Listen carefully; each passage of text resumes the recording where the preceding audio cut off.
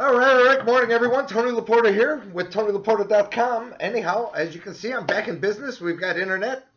The old rocket scientist says that we have super fast, super speed, whatever. I'm talking a little bit fast this morning with a pot of coffee in me already. And I'm loving these beans. One observance I have about these beans is the spread with July is starting to widen. So the Nove is new crop, and because of this heat, all of a sudden,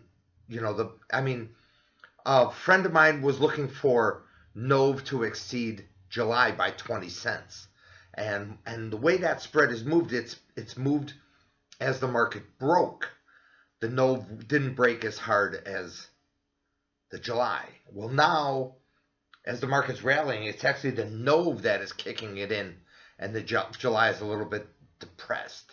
I'm almost 100% sure. I'll double check it, but I think we have crop reports or whatever, the critical crop thing on this Friday. I'm almost 100% sure, but I'll check it and let you know.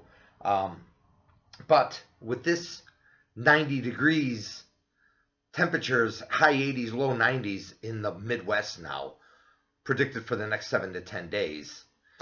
I don't care how much rain they had in the spring, that, if they need, rain makes grain, and the crop's in the ground now, and it's still, I know some of the crop in southern Illinois got planted late, and, and they're going to need rain. So As I comment, the Novi beans are 932.5.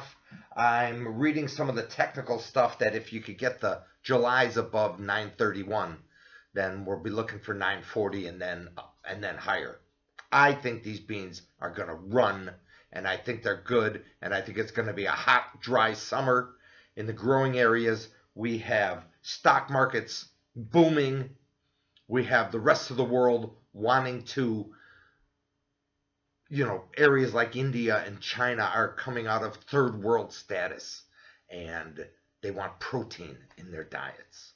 And, the soybeans traded historically around $5 to $6, and now they've been hanging in around the $9 to $10 area forever. If we get any sort of disruption in crop production this year, I think we could be looking at $14 to $15 beans. So I've got a position on, I'm running it, and we move on. So it's hard to get in the way of these indices. I think the SPOO's traded up to 39. Friday's high was 39 3/4. I'm still targeting that 54, and same applies with the Nasdaq. I'm still looking for that 59.50. The bond market has bounced a little bit off its lows. And of course, how did I get that? Oh no, yeah, 154.08. I was actually scalping the bonds a little bit to the short side this morning, and of course, you go look at the points, and you have a point at 154.09. It's like, well, that's where you take your profits, and that's where I took my profits. And then I saw the market held. I bought some 10s, sold some 11s, bought some 10s, sold some 11s, and that's it. And I didn't trade a lot, but just scalping 2s and 3s, and that's the way these points work. I woke up this morning, the S&Ps, the low was 33, and we had a point at 33 1/4. The high was 37.5, and we had a point at 37.5. It's not rocket science. So use the points. Cheers.